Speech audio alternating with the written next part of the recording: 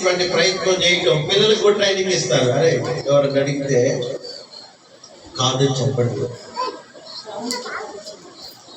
అలాంటి పరిస్థితులు అంటే మనం ఎంత భిన్నంగా ఉన్నామో చూడండి. ఎవరికి భిన్నంగా ఉన్నాం? మొదటి శతాబ్దపు క్రైస్తవులకు ఎంత భిన్నంగా ఉన్నామో చూడండి. We are not officially Christians. We are unofficial and illegal Christians. We are not legalized Christians.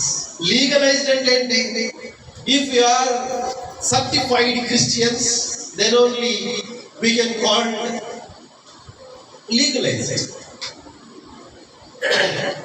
అంతేనే కదా, చాలా మంది లీగలైజ్డ్ క్రిస్టియన్స్ కాదు, illegally we are calling by illegal Christians.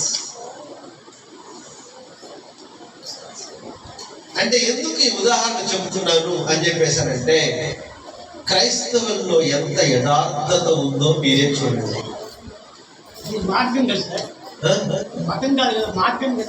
తర్వాత మాట్లాడు. క్రైస్తవుల్లో ఎంత యథార్థత ఉందో మీరే ఒకసారి ఆలోచన చేసి చూడండి.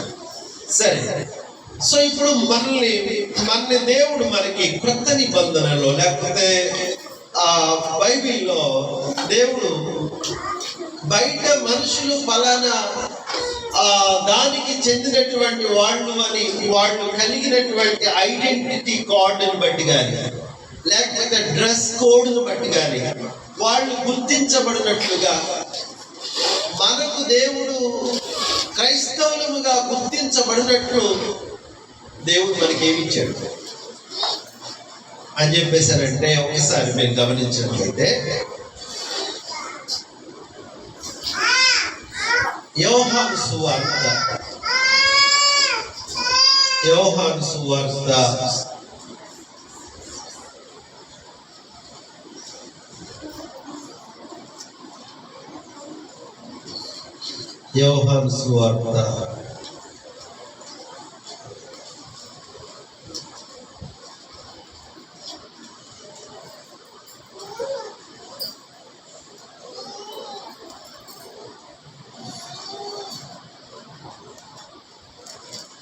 8వ అధ్యాయము 37వ వచనం నుండి మీరు గమనించినట్లయితే,